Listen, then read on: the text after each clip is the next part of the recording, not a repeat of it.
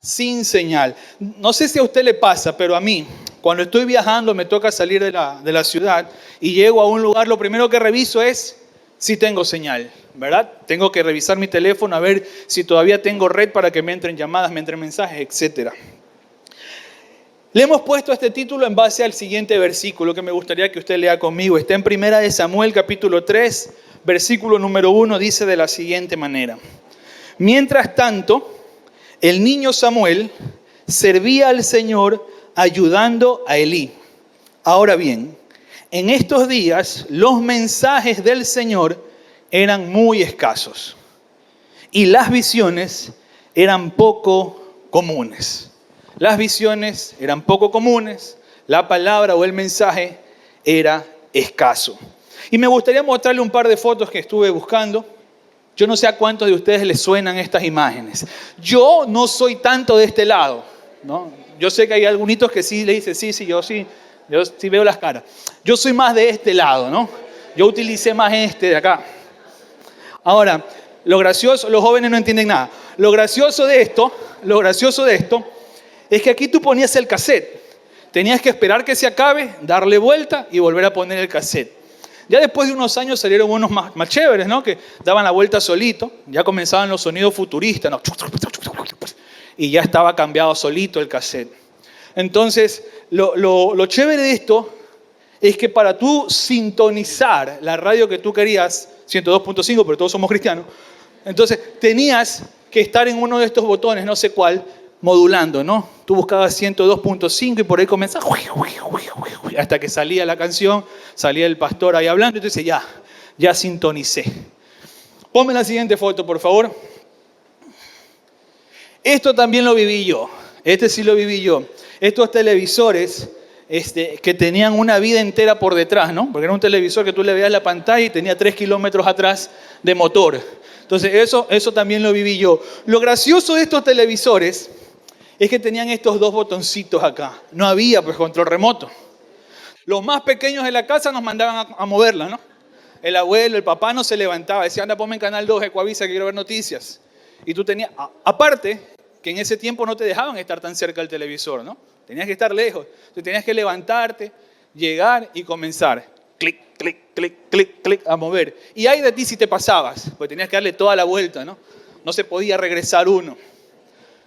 Yo no soy guayaco, yo soy de Babahoyo. Así que para tener buena señal en mi tierra, había que montar una caña de 2-3 metros, ponerle una antena que parecía de satelital, o sea, parecía un satélite aeroespacial. Y en la casa te comenzaban a decir, muévela un poco, y tú tenías que comenzar a moverla. Regresa. Hasta que encontrabas señal y te decían, quédate ahí. Tú soltabas y se perdía la señal. Tú tenías que comenzar a ponerle piedras, alguna cosa ahí por medio se acomode y tener señal. Lo que me llevó a reflexionar es que es importantísimo estar en la señal correcta. Es importantísimo tener la sintonía correcta. Por esa razón le pusimos a la reflexión del día de hoy, sin señal, porque el pueblo de Israel, en ese momento en el que se narra este pasaje, estaba sin señal. La palabra que utilizan para escaseaba, la palabra del Señor escaseaba, es una palabra que se pronuncia, no sé si estoy en lo correcto, yakar, que significa raro, precioso, costoso. La palabra del Señor en esos tiempos era rara, pero era preciosa. Era rara, pero era costosa. Y la otra palabra que me llamó la atención fue visión.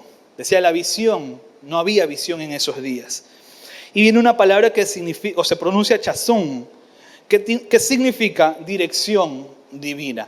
En esos días escaseaba, era poco común la dirección divina. Lo que describe que no es que había silencio de parte de Dios, describe a un pueblo que estaba sin señal.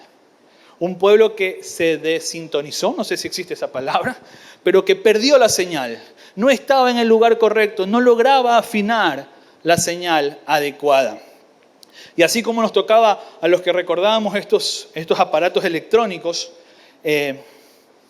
tratar de ubicarlos. Los jóvenes me quedan viendo raro y dicen, no sé de qué estás hablando, loco. Pero les voy a poner un ejemplo. Tú quítale el wifi a un adolescente, a un joven, y tú vas a ver lo que es capaz, ¿no? Tú los vas a ver así por toda la casa, ¿no? Si el router del Wi-Fi está en la parte de abajo, que la mayoría de las veces está abajo, tú los ves en la parte de arriba diciendo, tienes que poner un repetidor de señal porque acá no llega esa nota. Entonces tú los ves a los manes en algún rincón escondido captando señal, porque necesitas estar conectado, necesitas estar en la señal para poder conectarte, en este caso al internet. Así que los jóvenes ya me entienden un poco de qué se trata captar señal. Permíteme presentarte el primer punto de la reflexión de esta tarde y le hemos puesto así. Cuando la palabra del Señor, la palabra se vuelve rara, no es que Dios se fue, es que dejamos de oír. Cuando la palabra se vuelve rara, no es que Dios se fue, es que dejamos de oír. La escasez espiritual comienza cuando otras voces se vuelven más relevantes. La escasez espiritual en nuestra vida, en el pueblo de Dios, en este pasaje que estamos analizando, se vuelve rara, se vuelve extraña, porque comenzamos a escuchar otras voces. Comenzamos a darle más atención a otras circunstancias, porque enfocamos nuestra mirada en otras cosas. Acabo de recordar, esto no lo dije, esto es solo para ustedes, pues no lo dije en las otras reuniones. Me acordé cuando Pedro está caminando en las aguas. Y dice la palabra que él miró a Jesús y comenzó a caminar en las aguas. Pero después vio la tormenta, que cada vez se hacía más fuerte. Y cuando vio la tormenta, se comenzó a hundir. Cuando tú y yo sacamos nuestra mirada de Jesús y enfocamos nuestra mirada en la tormenta, comenzamos a distraernos y comenzamos a tener escasez espiritual. Así que el pueblo de Israel está en un momento similar. Dice la palabra del Señor, no me crea a mí. Yo no le he puesto todos los versículos, no van a estar todos. Ahí se las dejo para que ustedes la vayan a leer a su casa, se enteren del chisme. Pero la palabra dice que escaseaba. Y no escaseaba porque Dios no estuviera. Era porque el pueblo se había distraído. Hay un pasaje en la Biblia, Jesús está caminando. Yo lo dije hace poco, yo creo que Jesús hubiera sido runner si hubiera estado en este tiempo, no le gustaba caminar mucho. Entonces Jesús está caminando, consiguiendo discípulos y se encuentra con un par.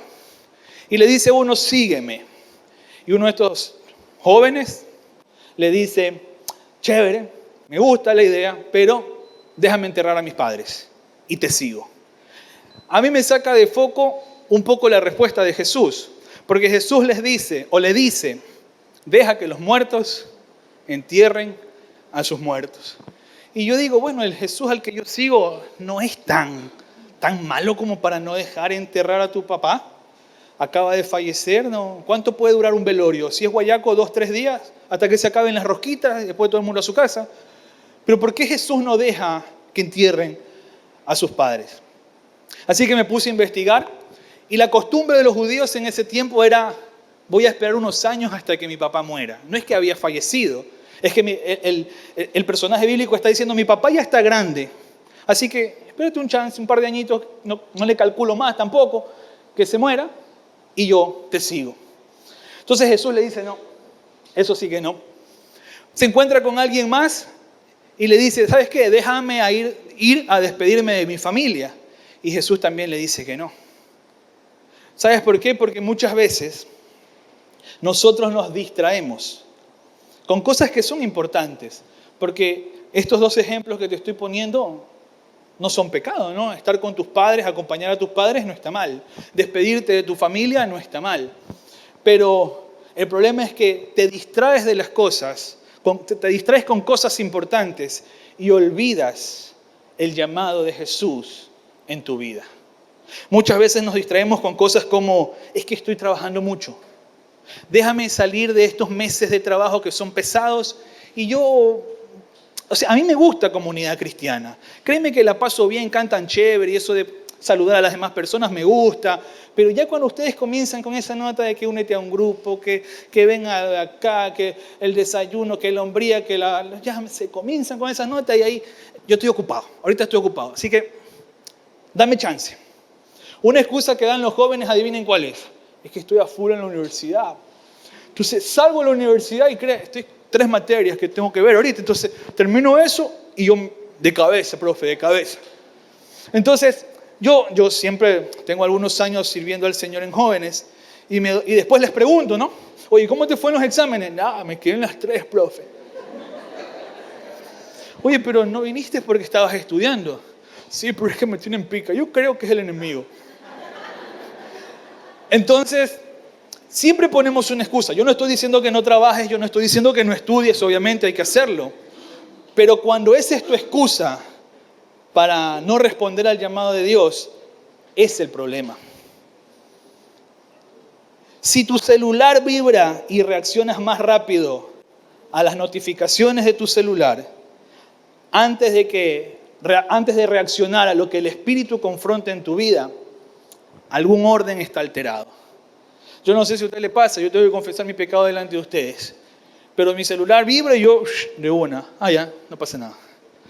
Mi trabajo me exige estar conectado muchas veces, entonces tengo que estar revisando a cada rato mi teléfono. Así que cuando leí esto me pareció súper chévere. Si tú reaccionas más rápido al celular vibrando que a lo que el Espíritu de Dios está diciendo, algún problema tienes. Porque si el Espíritu Santo comienza a incomodarte, si el Espíritu Santo comienza a tocar tu vida, a hablar a tu vida, y no reaccionas, algo definitivamente no está bien.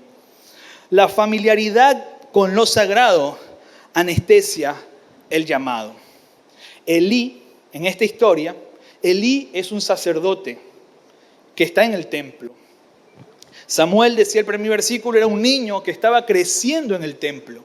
Los dos estaban en la iglesia, el joven y el grande. Pero uno de ellos escuchó la voz, el otro no.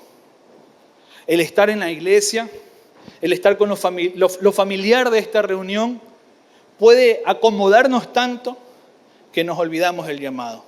Nos importa mucho que las sillas estén ordenadas, que el aire esté en la temperatura correcta, que los instrumentos estén bien adecuados, que la música no suene tan alto, no tan bajo.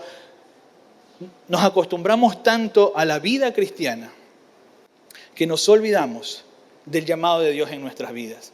Ahora, yo quiero decirle algo a los jóvenes que están hoy aquí. Se lo he dicho a los jóvenes en Congress Youth. Dios no solamente te llama a predicar, no solamente. Puede ser que tu llamado sea ser abogado. Puede ser que tu llamado sea ser arquitecto, médico, odontólogo. Puede ser que tu llamado sea ser multimillonario y no prediques nunca. Puede ser que tu llamado sea ser un profesional de calidad en una generación que necesita profesionales que honren a Dios. Ahora, puede ser que Dios también te llame a servir en la iglesia. Cada uno tendrá que responder con Dios de la manera en la que Él comience a llamar. Pero muchas veces nos pasa que la familiaridad con la iglesia va enfriando nuestro llamado. Va enfriando aquello que Dios algún día susurró a nuestra vida. Las estancias largas en la iglesia pueden quitarnos el hambre. Y me refiero al hambre espiritual, ¿no? Porque el hambre material, ya todos estamos con hambre ahorita, y por más que nos quedemos aquí en la iglesia. Pero muchas veces cuando tienes muchos años en la iglesia, mucho tiempo asistiendo a comunidad cristiana, pierdes el hambre por las almas. Cuenta un cuento que un día en un pueblo pesquero, uno de los pescadores salió en su barco a alta mar a pescar. Y pescó el pez más grande en la historia del pueblo. Así que cuando él llegó, todo el pueblo estaba contento, feliz, emocionado, porque era algo que nunca antes habían visto, un pez tan grande. Así que comenzaron a preguntarle cómo hizo, qué carnada utilizó, qué redes utilizó, el anzuelo, no sé, pesca mucho, pero comenzaron a hacerle muchas preguntas. Él comenzó a explicar todo. Así que los demás pueblos también se enteraron de que él había hecho una pesca gigantesca, un pez gigante. Y lo comenzaron a invitar a otros pueblos a contar su historia de cómo había pescado ese gran pez. Después de visitar muchos pueblos contando su historia, alguien le preguntó, ¿cuándo fue la última vez que pescaste? Él se dio cuenta de que se había vuelto tan familiar con las cosas de la pesca, pero se había olvidado de pescar. Tenía mucho tiempo sin pescar. Y a veces a nosotros los cristianos nos pasa eso. Venimos a la iglesia, nos predican, nos hablan, vas a tu grupo de conexión, vas a un campamento, vas a un congreso, lo que sea, y te hablan de cómo Dios quiere usar tu vida, pero no pescas. Te olvidas de pescar. El segundo punto que hoy quiero compartir con ustedes se llama, o le hemos puesto, Dios te llama por nombre. Dios te llama por nombre. En 1 Samuel capítulo 3, versículo 4 dice de la siguiente manera. De pronto el Señor llamó. Versículo 1 decía, no había. Estaba callado, no había ambiciones. Pero de pronto, un día, de pronto el Señor llamó. Samuel. Sí, respondió Samuel. ¿Qué quieres? Me encanta la respuesta de Samuel. Los que tenemos hijos sabemos cómo son los hijos, ¿no? Cuando son chiquitos sobre todo. Tú los llamas, si ellos están en su consola de juego sobre todo, ¿no? O con su teléfono, ¿no? Tú los llamas y dices, por ejemplo, Maxi, ven para acá. Y se levanta y ¿qué quieres, papá? ¿Qué quieres? Dime rápido que te voy a jugar Roblox. Vamos más rápido, me están esperando. ¿Qué quieres? ¿Qué quieres? No te pregunta, papá, ¿cómo así me llamas? ¿Qué te pasa, papá? ¿Necesitas hablar conmigo? ¿Qué acontece en tu vida que me has llamado? Un hijo no responde así. Un hijo se levanta y dice, papá, ¿qué quieres? Vamos, que me están esperando, estoy en la partida, necesito terminar, me van a ganar, me van a robar los... Y la respuesta de Samuel es igual. Samuel, ¿qué quieres? Dios lo está llamando y Samuel dice, ¿qué quieres? Samuel no comienza, oh, gracias por llamarme, gracias por haber tocado mi puerta. No. Él dice, ¿qué quieres? Y muchas veces nosotros tenemos que aprender un poco de ellos, ¿no? Respuestas sencillas. El Señor te está llamando, ¿qué quieres? No preguntes más, solamente, ¿qué quieres, Señor? Samuel le dice eso. La palabra que utiliza para llamar, cuando Dios lo llama a Samuel, tiene que ver con asignar propósito. El significado desde el original de esta palabra es asignar propósito. Cuando Dios te llama, Dios asigna un propósito en tu vida. Dios asigna una misión en tu vida. En Primera de Reyes 19, capítulo 19, el profeta está en una cueva. Y Dios le dice, sal de la cueva, ponte en pie, porque voy a hablar contigo. Así que el profeta sale y dice la Biblia que pasa una tormenta. Pero Dios no estaba en la tormenta. Y cuando Dios pasa en el susurro apacible, dice la palabra del Señor que Dios estaba ahí. Pero ¿sabes cuál es el problema? Que muchas veces los cristianos creemos que Dios solo habla en el susurro apacible. Pero a Moisés Dios le habló en la zarza. A Moisés Dios le habló con fuego. Dios te puede hablar de muchas maneras. No existe una sola forma, no existe una sola manera. Dios puede utilizar cualquier recurso para hablar a tu vida. El trato que tiene conmigo no necesariamente tiene que ser el mismo contigo. A lo mejor Dios sí te llama a través de alguien. A lo mejor Dios sí te llama a través de un líder, de un pastor, de un amigo, de una mamá, de una abuelita. O te llama de forma directa. Dios es el Dios de Abraham, de Isaac y de Jacob. Y esta parte de la Biblia a mí me encanta porque revela que Dios es un Dios con un trato personal. Dios no dice yo soy el Dios de todos. Dios dice yo soy el Dios de Abraham, de Isaac, de Jacob. Y hoy dice lo mismo, yo soy el Dios de José, de María, de Josefina, de Andrea, de Camilo, de todo. Un Dios personal. No es un Dios que hace combos. Dios se toma el tiempo para trabajar de forma personal con cada uno. Dios forma a sus siervos en el secreto. Hay dos personajes que me encantan en la Biblia y uno de ellos es Moisés. Ustedes lo conocen porque ustedes leen la Biblia bastante, se nota. Moisés creció como egipcio y un día está caminando entre los egipcios y los judíos y ve que un soldado egipcio está pegándole a un judío. Y como cualquier guayaco haría, se acercó y clín al soldado, al punto que lo mató. Unos días después, el egipcio al que había salvado le dice, ¿tú qué me vienes a encamar notas? Le dice, si tú mataste al egipcio, que también me vas a matar a mí. Al que había defendido, ahora lo estaba atacando a Moisés. Por esa razón, Moisés tuvo que huir al desierto. ¿Qué tiempo pasó desde que Moisés huyó al desierto hasta cuando comenzó a trabajar en la liberación de Israel en Egipto? 40 años. Desde ese momento hasta cuando Dios lo comenzó a usar, 40 años. Posiblemente ese fue el llamado de Moisés cuando vio a su pueblo sufrir. A lo mejor, no le entren a puñete a nadie, ¿no? Pero mi punto es, Moisés vio que estaban sufriendo su pueblo y él sintió algo. Él sintió algo en su corazón, al punto que comenzó a defenderlo. Pero al pueblo entero después de 40 años. Durante esos 40 años, Dios formó a su siervo. Mientras él estaba enfrentando el desierto, Dios lo estaba formando. Mientras él estaba pasando necesidades en el desierto, Dios lo estaba formando. Mientras él estaba luchando con su familia, Dios lo estaba formando. A lo mejor tú dices, ¿sabes qué? Se parece un poco a mí. Yo estoy en un momento en mi vida en el que siento que estoy en un desierto. Dios te está formando. A lo mejor tú te pareces a Moisés cuando dices, ¿sabes qué? Yo siento que estoy en un momento en mi vida en el que estoy luchando con mi familia. Dios te está formando. Estoy pasando necesidad. Dios te está formando. Porque Dios forma a sus siervos y a sus siervas en el secreto. El otro personaje que me gusta es David, el menor de 8 hermanos.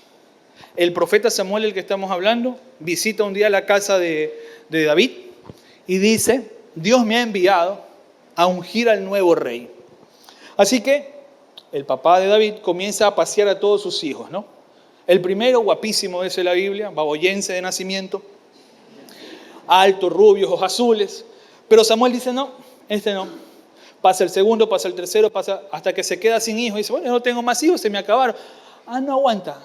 Tengo uno, pero es el pastor de ovejas. Es el que está fuera en el campo. ¿Quieres que te lo traiga? Y Samuel dice, tráiganlo. Así que cuando David entra, Samuel lo ve y dice, este es el ungido de Jehová. Y lo unge en ese momento como futuro rey de Israel. ¿Cuánto tiempo pasó desde ese día hasta cuando David fue rey? De 15 a 20 años.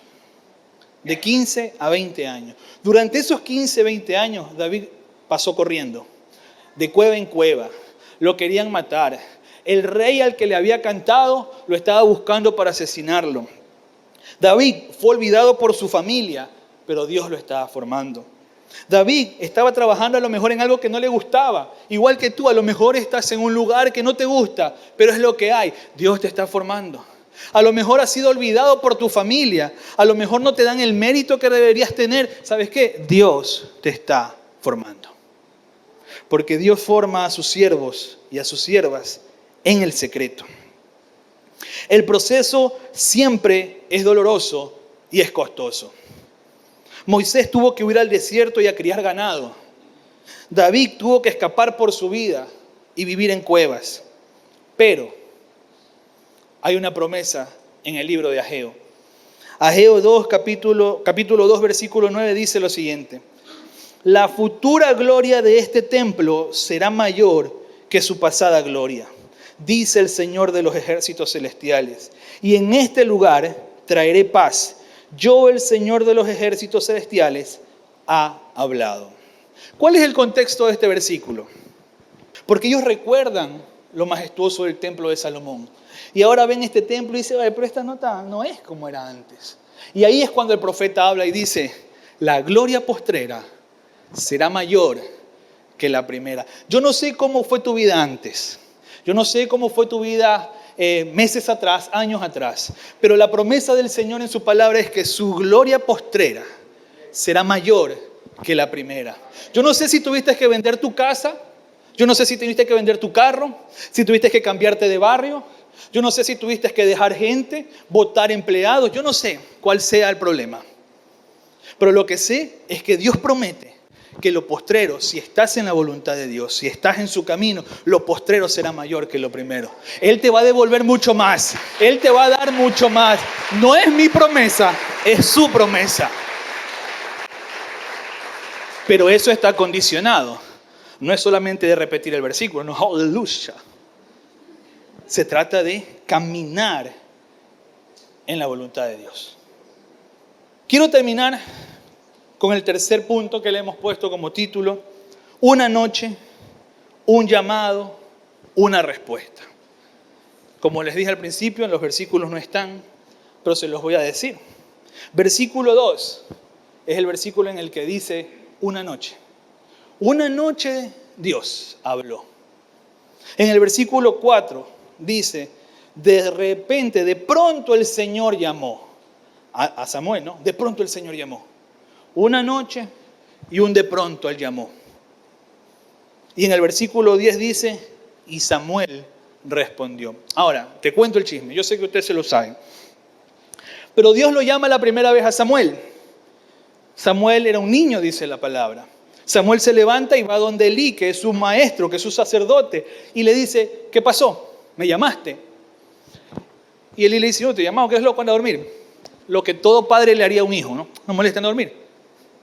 Así que Samuel se regresa, se acuesta a dormir. Y Dios vuelve a llamar, Samuel. Se levanta Samuel, va de nuevo donde Elí y le dice, me llamó, yo no te he llamado, anda a dormir.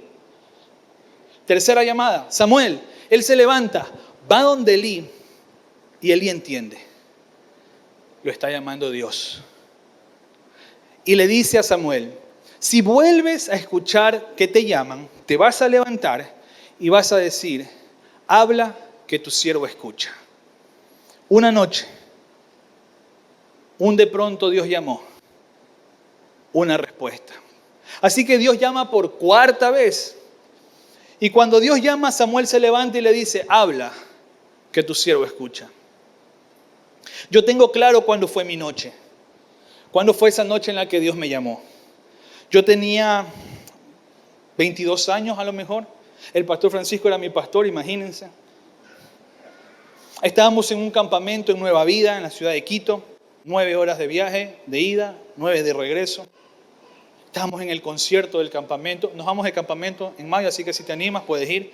Dios llama en los campamentos, por si acaso. Ok, se acabó la cuña publicitaria.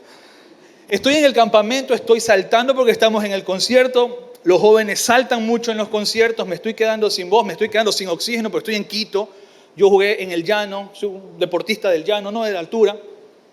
Así que me estoy quedando sin voz, me estoy quedando sin oxígeno. Y yo siento que Dios me dice, en esa locura que tenemos los cristianos, ¿no? Porque sí es un poco loco. Yo escuché una voz, este man está fumado. Yo escuché que Dios me llamó, este man que está loco, este es bipolar. Y yo escuché esa voz, quiero que me sirvas. No fue más, no fue una voz audible, no es que yo escuché, oh Josías, quiero que me sirvas. No. Yo sentí en mi corazón, sentí en mi mente, lo percibí de esa manera. Y a partir de ese día, comencé a servirle. Con lo que tenía. Yo no había estudiado teología, yo estaba estudiando medicina en ese tiempo todavía. Yo me sabía uno que otro versículo porque yo nací en un hogar cristiano, así que yo fui a las iglesias chiquitas, medianas, a las grandes. Yo conocía toda la liturgia cristiana. Dios le bendiga, quién vive, y a su nombre, gloria, y su pueblo. Todas esas cosas yo me las conocía. Pero nada había sido mío.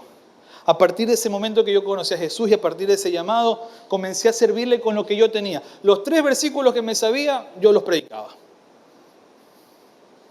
Comencé a treparme a los buses.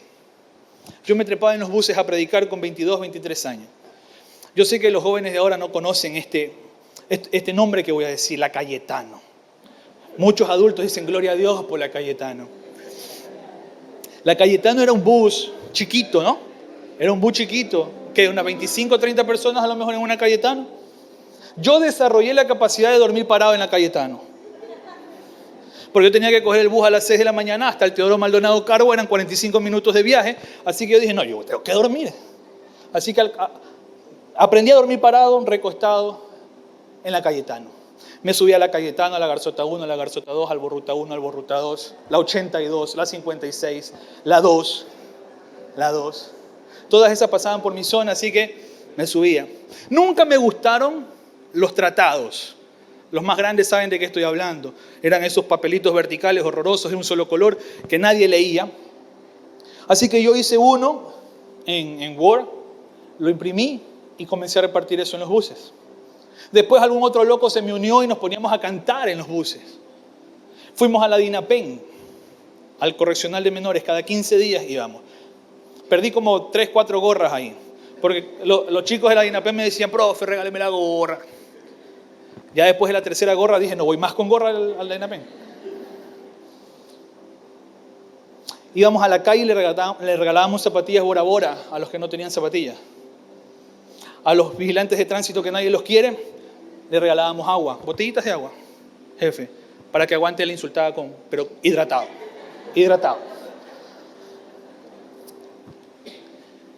La primera vez que regalamos mochilas escolares fue a una iglesia en la entrada de la 8. 36 mochilas regalamos. La mochila era nueva, con los útiles escolares nuevos y los zapatos de lona. Eran 36 niños, era fácil la coordinación, así que les mandamos hasta una cartita y todo. Y empezamos con 36 mochilas. La última vez que lo hicimos para 600 niños. Me decían Abdalá por las mochilas escolares, pero regalamos 600 mochilas. ¿Y por qué te cuento esta historia? Porque Dios a mi esposa y a mí nos ha dado la bendición de, con mucho esfuerzo, con mucho trabajo, tener la posibilidad de a nuestros hijos siempre darles algo nuevo. Es cierto que ya ahora les hago repetir mochila, porque si no, pero siempre nuevo, ¿no? Sus útiles escolares nuevos, sus uniformes nuevos, sus cuadernos nuevos. Tú sabes, ¿no? Nosotros heredábamos los libros de nuestros hermanos y de nuestros primos. Lo que teníamos que hacer era borrar, pero los heredábamos. Y mis hijos, aunque reciben todos los años las cosas nuevas, se emocionan cuando tienen sus cosas nuevas. Tú sabes, ¿no? La primera hoja está con letra muy bonita, la tercera hoja no se entiende nada. Y uno de esos días que estábamos dando las mochilas, una niña, era en Pimocha puede ser, una parroquia adentro, en Babahoyo y para adentro, recibió su mochila, emocionada abrió su mochila y sacó sus útiles y habían 3 lápices. Les poníamos 3 lápices. Y esta niña emocionada le decía, mamá, tengo 3 lápices. Y yo recordaba, mis hijos se comen 3 lápices en una semana. Pero esta niña estaba contenta con 3 lápices. Ese día yo entendí que solo se necesitan 50 centavos para alegrarle la vida a un niño. No, es que yo estoy esperando que el Señor me bendiga para bendecir. Son 50 centavos. No se necesita mucho. Si tú coges tus 50, los 50 y los 50 y juntas $5, compras botellas de agua y se las regalas a los policías que los están insultando todo el día, de parte del Señor, tómate una botellita de agua, nada más. Solamente queríamos que sepas que Dios está pendiente de ti. Se acabó. No tienes que saber teología, no tienes que saber la hermenéutica, no tienes que saber... No. Lo sencillo. Una noche, Dios me llamó. Yo no sabía, sigo sin saber muchas cosas, pero ahí voy. Tengo que serte sincero. He querido decirle, jefe, muchas gracias. Ha sido un gusto trabajar con usted. Pero tengo cosas que hacer. Tengo cosas de que encargarme. Tengo muchas cosas que solucionar. Así que te vaya bonito. Pero yo tengo que encargarme de otras cosas. Y aunque Dios me ha dado vacaciones, porque me dice, ya quieres vacilar, intenta vivir sin mí. Y cuando te va como el traste y tú regresas con como decía el Chavo del 8, con el rabo entre las piernas, Dios te dice, ¿te das cuenta?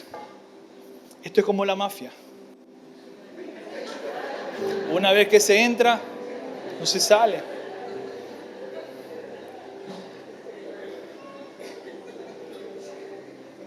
A lo mejor tú puedes recordar esa noche en tu vida. A lo mejor fue en un campamento, a lo mejor fue en un retiro, a lo mejor fue en un grupo de conexión, en una célula, en la iglesia, conversando con un amigo, con tu mamá, con tu abuelita, en un tiempo de oración muy personal con Dios. Una noche Dios te llamó. Una noche Dios te dijo, quiero que me sirvas. ¿A qué te llamó? ¿Qué te encargó? ¿A dónde te envió? Pero también hay un grupo de personas que dicen, ¿sabes qué? Yo heredé la fe de mi papá, la fe de mi mamá. A mí Dios nunca me ha llamado. Yo estoy aquí es porque me traen. El día que me dejen quedarme solo en mi caleta, no vengo. Pero estoy aquí es porque me traen. A lo mejor tú eres de los que dices, ¿sabes qué? Yo tengo mucho tiempo viniendo a comunidad, volviendo a la iglesia, pero nunca he percibido un llamado de parte de Dios. Nunca he sentido eso que tú dices, ¿no? De que Dios te llamó, Dios puso algo. Yo no lo he sentido. Tengo una buena y una mala noticia para darte. La buena es que Dios hoy está utilizando este pasaje de la Biblia para decirte, una tarde, Dios te llamó. una tarde Dios va a comenzar a inquietar tu corazón. Una tarde como hoy Dios va a comenzar a fastidiarte la vida. Y no te va a dejar, es mi oración. Señor, persíguelos, vuélvelos locos, vuélvelas locas hasta que entiendan que tú los estás llamando. Dios llamó 4 veces a Samuel. Si Dios te ha llamado a ti, tú te haces el loco, te haces la loca, no, mira para otro lado, conmigo no es, no. Mira, tú puedes hacer la de Jonás, irte al otro lado de la voluntad de Dios y Dios allá te va a perseguir. Puedes ahorrarte la vomitada, ¿no? Porque dice la Biblia que lo vomitó del pez, ¿no? Puedes ahorrarte la vomitada. Mejor es que entiendas las cosas sencillas. Yo siempre le digo a los jóvenes que yo no soy el papá de ninguno de los jóvenes, pues tampoco soy tan viejo, ¿no? Pero que soy su hermano mayor. Y como hermano mayor les quiero ahorrar un par de problemas. Les voy a ahorrar un par de problemas. Tú puedes tomar la decisión sencilla, seguir a Dios, a su llamado, responder a su llamado, o seguirte haciendo el loco. Dios te va a perseguir, Dios te va a dejar que juegues y que te pierdas un ratito, pero Él te va a alcanzar. Porque el que empezó la buena obra en ti será fiel y justo en terminarla. Aunque tú te niegues, Dios te va a perseguir. Y Samuel respondió: no tienes que conocer todo el plan, solo tienes que decir habla, que tu siervo escucha. No tienes que saber toda la teología, solo tienes que decir habla, que tu siervo escucha. No tienes que perder tu locura, solo tienes que decir habla, que tu siervo escucha. Yo fui el dolor de cabeza de mis padres. Yo fui, no sé si la oveja negra o la oveja parda, ¿ya? Pero fui el complicado en la casa. Y cuando yo llegué a los caminos del Señor, Él no me quitó la locura. Él le dio propósito. Estamos orando en Congress Youth para que nos lleguen locos. Yo estoy orándole al Señor porque quiero que lleguen desquiciados a Congress Youth. Porque si Dios logra convencer a un solo loco de que Jesús es el camino, que es la verdad y que es la vida, el infierno tiene que temblar. Porque si un loco, uno de esos que ha vivido en el mundo, se convence a sí mismo de que Jesús es el camino, esa va a ser una persona que va a impactar la vida de muchas más. Quiero pedirte que te pongas de pie un momento. Me estoy pasando, yo sé, ya me están mirando feo. Escribí algo que me gustaría leerte. Dios no está buscando una generación joven. Dios no está buscando una generación antigua. Él está buscando una generación que escuche. No se trata de jóvenes contra adultos. Se trata de una generación que esté afinada, que no esté sin señal. Esta comunidad no necesita que usted diga: es que yo ya estoy grande para estas cosas. Yo ya estoy grande para servir al Señor y estas cosas. No, ya mi tiempo pasó. Los necesitamos activos. Los necesitamos discerniendo como Elí lo hizo. Que ustedes puedan ver lo que los ojos de los jóvenes no pueden ver. Lo que la inexperiencia de los jóvenes no puede ver. Que ustedes escuchen la voz de Dios como ellos no la pueden escuchar. Samuel escuchaba una voz pero no sabía que era Dios. Elí a la tercera dijo: ese es Dios. Ese lo está llamando. Dios lo está llamando. Ahora los jóvenes, a los de menos de 45. Samuel no fue usado porque era joven, fue usado porque estaba disponible. Tú hoy crees que tienes tiempo. Los jóvenes creen que tienen tiempo. No, soy muy joven, ya cuando esté más grande ahí me hago cristiano. Y los mayores me van a decir: el tiempo pasa, tú parpadeas y tienes 40 años. Parpadeas otra vez y estás en los 60. No te diste cuenta y ya tienes hijos y están grandes. Y te hablan de cosas que tú dices: ¿cuándo creciste? Quédate quieto, no crezcas más. El tiempo pasa. Así que jóvenes, Dios está buscando tu disponibilidad. Ni siquiera está buscando que sepas muchas cosas de la Biblia. Dios está buscando que estés disponible.